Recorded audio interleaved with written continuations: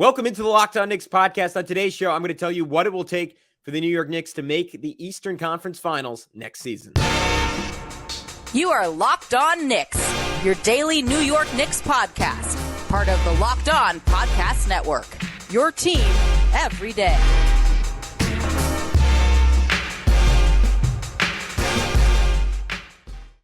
You are Locked On Knicks, your daily New York Knicks podcast, and I'm Gavin Schall, your favorite play-by-play broadcaster's favorite play-by-play broadcaster, and I wanted to remind you to be an everydayer on Locked On Knicks. If you want to achieve that, all you have to do is subscribe on your favorite podcast platform or on YouTube and hit that notifications bell so you never, ever miss an episode. So we are continuing to answer your mailbag questions. This one comes from our mailbag MVP, Jordan Bub, at Bub Jordan on Twitter, and he wants to know, for the Knicks to reach the Eastern Conference Finals next season, the Knicks would have to ... So let's do this by breaking down the Knicks competition. First up has to be the Miami Heat. They could potentially lose quite a bit off of this season's team. Gabe Vincent, Max Strus, Kevin Love, all free agents. I expect Kevin Love to be back. To just a slightly lesser extent, expect Max Strus to be back. Gabe Vincent, I think, is the big question mark. I could see a small market team such as a Charlotte, and Oklahoma City, and San Antonio offering that guy pretty substantial money, maybe a contract somewhere in the range of 4 years, I don't know, like $65 million. He's proven to be a big-time playoff performer. And while if you're one of those teams you want to be cautious of, this is a name that longtime Knicks fans are going to cringe at, you want to be cautious of a Jerome James situation where a guy has a disproportionate performance in the postseason, contract coming up, never to replicate it again. But I don't know. I think that dude is tough. He makes really big shots. We watch him in Game 7, just calmly stepping into 26, 27-footers. Never seemed to miss against the Knicks. Played tough, if borderline illegal defense on Jalen Brunson.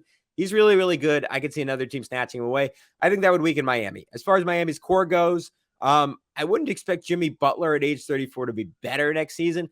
Granted, the apex version of Jimmy Butler we saw this year is maybe the second best player in the NBA. So if he's anything close to that, Miami will still be an incredible threat come playoff time. That being said, the Knicks, with a lot going against him, Julius Randle, for whatever you want to say about his effort, his shooting, clearly was significantly banged up. Emmanuel Quickley was terrible and they didn't play the final 3 games of the series. Quentin Grimes, RJ Barrett, still could make strides, could be better players next year. I still think the Knicks are the deeper team. I still think the Knicks could be the better team. If Tom Thibodeau's the coach, that's going to be a problem because Eric Spoelstra, like he does to most coaches in the NBA, is probably going to coach circles around him. But honestly, I think the Knicks could potentially have the talent to overcome it. As far as the Boston Celtics go, the Jaylen Brown situation is obviously one to watch. Specifically, if he could be on the Knicks next year, I think that is an extreme long shot. But even if he's just not on the Celtics, I really don't see a world where they don't take a step back next season. Sorry for the double negative. If he's not on the team a season from now. But I still think there's a decent chance they end up signing him to an extension. And even in a world where they don't sign him to an extension, there's a scenario where he plays out the season there. So for now, I would slot Boston ahead of the Knicks. But that is a pretty significant question mark because they lose Jaylen Brown. I don't know. They potentially lose like a couple of their role guys just to financial issues. And they try to rejigger their team. There's a world where they're not quite as good as they were this year. And like a lot of people, I wouldn't have given the Knicks a great chance in that series, but I think it's winnable. And particularly next year's version of the Knicks, which, again, you just look at a world where they make no moves and run it back. There's no reason the Knicks shouldn't be a better team a year from now and maybe a substantially better team with all their guys kind of in the right age range to make a leap heading into next year.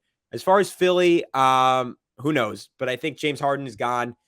Nick Nurse is an upgrade over Doc Rivers.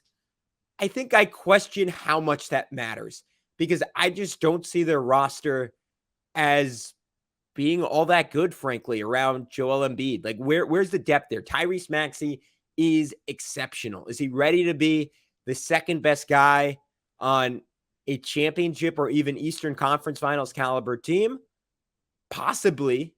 That's another thing that I wouldn't necessarily bet on.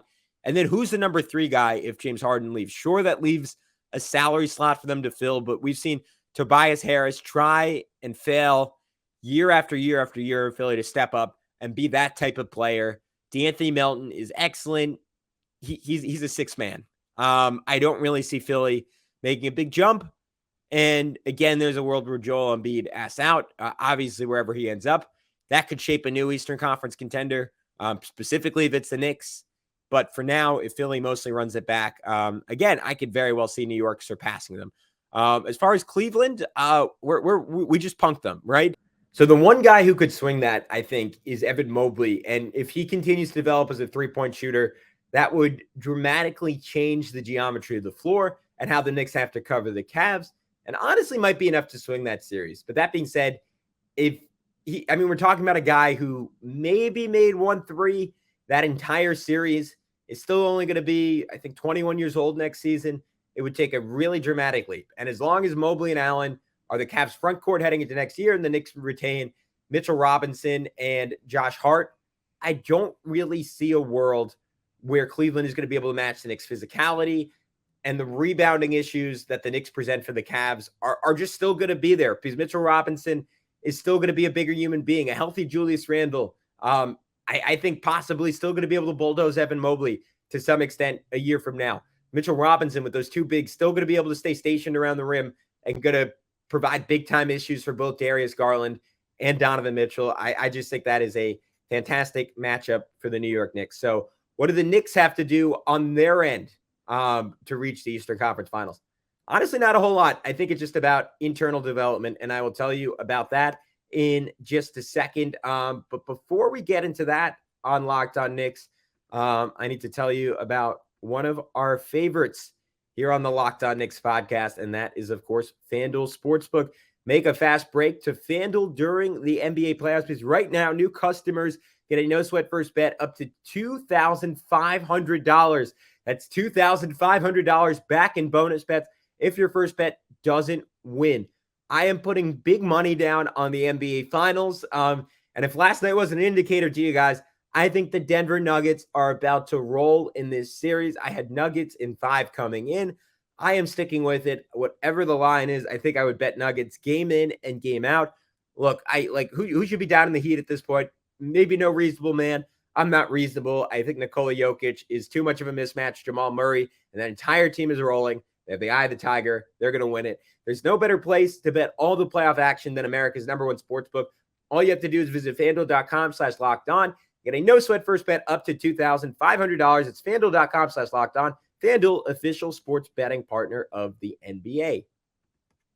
All right, let's get into it. What do the New York Knicks, from their perspective, have to do to reach the Eastern Conference Finals? I don't think they have to do much, because this was a team, as I laid out earlier in the podcast, that was a game away. A game and 2 minutes away from making the Eastern Conference Finals. That was it. It took an upset, sure. And I didn't really mention the Milwaukee Bucks. They're going to be back next year. But theoretically, down to Brook Lopez, maybe down to Chris Middleton. Not a lot of flexibility to add guys around Giannis and Drew Holiday. Should they be favored over the Knicks? Yeah, probably a third team that should slide in there. But I think the Knicks can surpass a lot of these teams with substantial internal development. If I'm looking at the two biggest swing factors, I would kind of point to RJ Barrett and Quentin Grimes. I think if RJ can maintain and consistently produce as he did in the playoffs, that means operating at times as a pass-first guy. That means taking advantage of the attention paid to Jalen Brunson and getting to the rim against mismatches and finishing once he's there. That means turning from a piss-poor three-point shooter into just a decent one. Doesn't have to be the 40% guy he was 2 seasons ago. Just has to shoot 35, 36% on decent volume, and most importantly, do so with the respect of opposing defenses and not just taking wide open shots like an Isaac Okoro where it doesn't actually translate to the playoffs. I think you're looking for the Knicks to insulate their offense in the playoffs, because a lot of people forgot this was a team that produced not only the 3rd best regular season offense in the NBA, but one of the 5 best offenses in NBA history. The reason it worked in the regular season, the Knicks gobbled up offensive rebounds like your fat uncle on Thanksgiving, gobbling some turkeys. They didn't commit a lot of turnovers. And they had a pretty efficient shot profile, even though they weren't all that good at hitting those shots. That didn't translate that well to the playoffs against, granted, two of the best defenses in the NBA in Miami and Cleveland. I think it could translate better next year with a better version of Quentin Grimes, with Emmanuel Quickley and Julius Randle playing to their regular season forms a bit. And I think we could get a better, like maybe it's the definition of insanity to run it back with Julius Randle, but I think there's reasons to believe it could be better a year from now. He had a severely sprained ankle. He had to go up against two of the best big men defenders in the NBA, in Evan Mobley and Bam Adebayo. We could get regular season Julius. Maybe not quite regular season Julius, but I think there's always going to be a slight shooting downturn with him in the playoffs, but that's okay because that happens to every player in the NBA, essentially every year. Not named Nikola Jokic, maybe not named Jamal Murray, but it happened to Jalen Brunson in this year's playoffs. Like, he was incredible in the postseason. He wasn't as efficient as he was in the regular season. That's okay. So I think we could get that from Julius Randle. Same thing with Emmanuel Quickley. Like, I think this was his first postseason being a guy that the Knicks were going to substantially rely upon. We saw Darius Garland, a much more highly regarded point guard, have similar issues for the Cavs in what was ultimately his first postseason. I think that Emmanuel Quickley could turn it around next year. And again, this is all with the caveat that the Knicks just sort of run it back next year, right? Like, there's still a world where they make an all-in move. They get a Joel Embiid. They get a Paul George. They get a Jaylen Brown. I think it's going to be a year or two before the Knicks actually do that. I think this might be a season too early for them to go all in. But you know what? It ultimately comes down to the price. And if the price is right, the Knicks will go all in. And that'll make things easier because the Knicks were brought down into the mud against the Miami Heat. And they did okay there, but at points they really faltered. And if we're going to look at the flip side and be less optimistic about the Knicks, there's a world where Jimmy Butler doesn't miss a game too, and the Knicks just losing 5 against the Miami Heat. Or they have to face a different first-round opponent than the Cleveland Cavaliers, like they have to face the Milwaukee Bucks. And Giannis is just the best player on the court, and they lose in 4 or 5 games. So there is an argument to be made that the Knicks need to insulate themselves a bit with superstar talent. They have one in Jalen Brunson, and I think maybe that is the most underrated, under-discussed factor here, is that Jalen Brunson is that guy, right? He performed like a clear-cut top 15 player in the NBA. And there are people outside of New York that would push back against that argument. Like I saw Fred Katz had an Athletic article where Seth Partnow, who's a guy I really respect as a writer, scoffed a little bit at the idea that Jalen Brunson is all of a sudden in that second tier of NBA superstar talent with a Devin Booker, with an Anthony Davis, with a Jimmy Butler. And yeah, maybe he's a notch below those guys, but let's look at who we were comparing him to during the regular season. His contemporaries, Shai Gilgeous-Alexander, De'Aaron Fox. And to be fair, Fox suffered an injury during the postseason, but Brunson's game ultimately translated better to playoff basketball than those other two guys. And I think it's repeatable because the playoffs are all about exposing your flaws offensively. Shai Gilgeous-Alexander, maybe his flaw is just not having teammates that were quite ready for the limelight, but still a little bit iffy as a self-created three-point shooter. Same deal with De'Aaron Fox. For Jalen Brunson, outside of his lack of size, there isn't a flaw offensively. He has a counter to everything the two of the best defenses in basketball threw his way, and he showed it over and over again and actually got better when the stakes were highest. Like we all saw Game 6 against Miami, going up against 2, 3, 4 guys. He found a way over and over and over again to get to his spots and hit his shots. Being a mid-range assassin is frowned upon during regular season basketball. It is a golden ticket under the crucible of the postseason. And Jalen Brunson, he's going to own that golden ticket as long as his career goes. If the Knicks decide to run things back, to me, one of the biggest questions outside of Tibbs' coaching, outside of Julius Randle, is how do things work out for Josh Hart? Because we saw him be the difference maker against the Cleveland Cavaliers.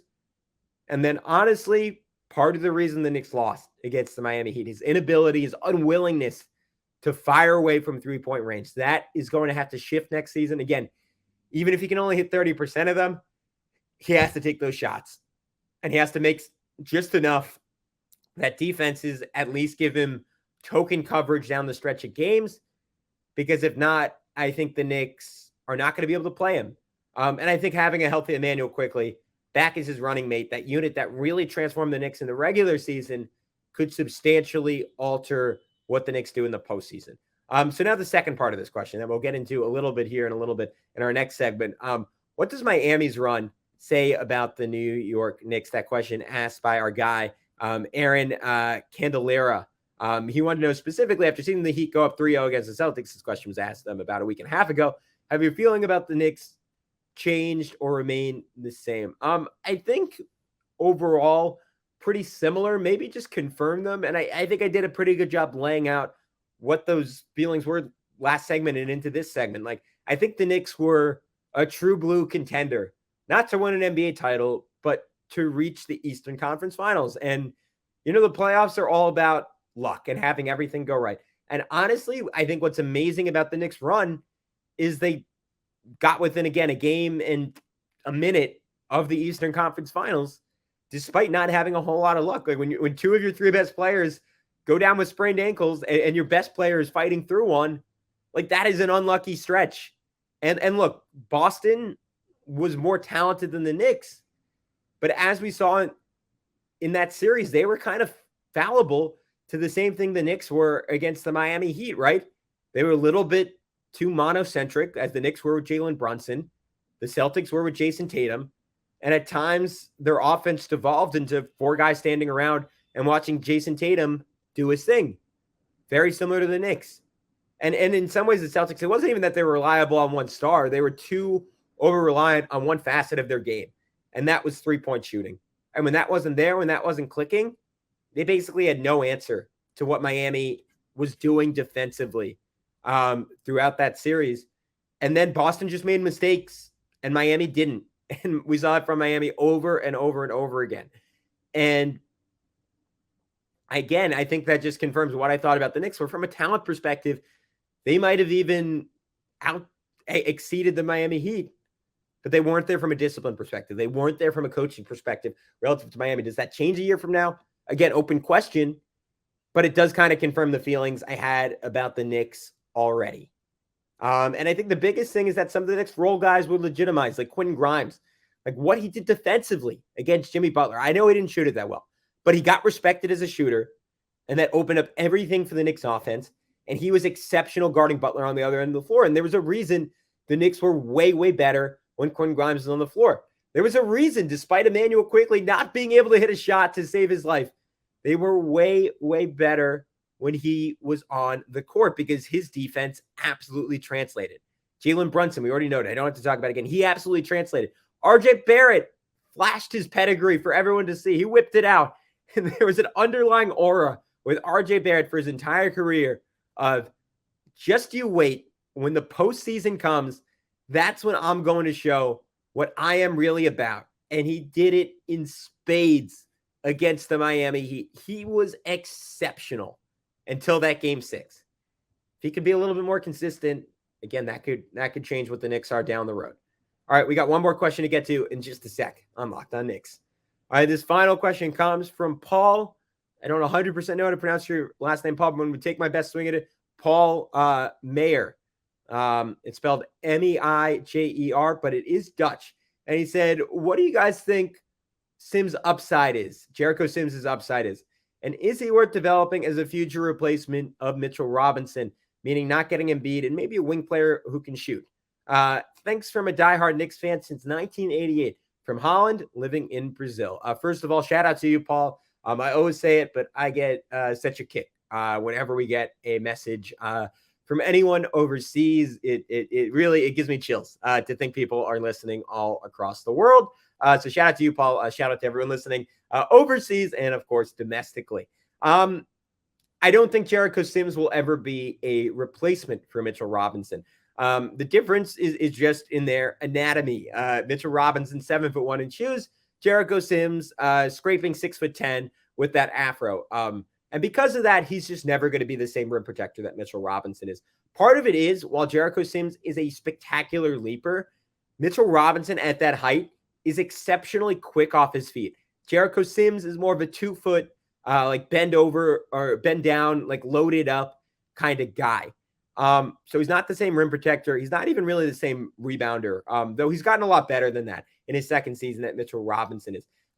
So when I say, like, what do I see as the future for Jericho Sims? I think in a world where the Knicks move off of Mitchell Robinson to start trade, and for whatever reason it's not for another center, you're grooming Jericho Sims to be the eventual backup for Isaiah Hartenstein, or in a world where you get Joel Embiid and for some reason you move off of Mitchell Robinson. You don't want to pay Isaiah Hartenstein what he's worth a year from now, which I think is going to be a lot of money because Isaiah Hartenstein, again, a reminder, just 24 years old. I think going to be an even better player next season. I honestly think in that Heat series, Isaiah Hartenstein was the Knicks' best center. So I think there's a world where Sims maybe eventually is his backup. I think he has to work on his kind of in between game a little bit similar to Isaiah Hartenstein, getting down floaters, spraying passes out on the pick and roll. We saw him make strides in that. Certainly not where Isaiah Hartenstein is as a passer. I think he has good instincts for it. Granted, he's the exact same age. In fact, all three of those guys are the exact same age. So when we talk about him being groomed, I still question like how much of a ceiling there is there, because that's sort of the reason Jericho Sims fell to 58th in the draft. If he was a true freshman with his skill set, I think he would have been a surefire first-round pick. But if he can continue to develop his passing, can continue to develop his in-between game, he get a little bit more aggressive, throwing his body around defensively as both a rim protector and a rebounder and reacting a little bit quicker to drivers, I think he can be a useful backup center in this league. I don't think he's ultimately anything more than that. All right, guys, that'll wrap up this edition of the Locked On Knicks podcast. Thank you so much for tuning in as always, we'll be back with much, much more next week, continuing with our mailbag, maybe a couple special guests that next week on Locked On Knicks.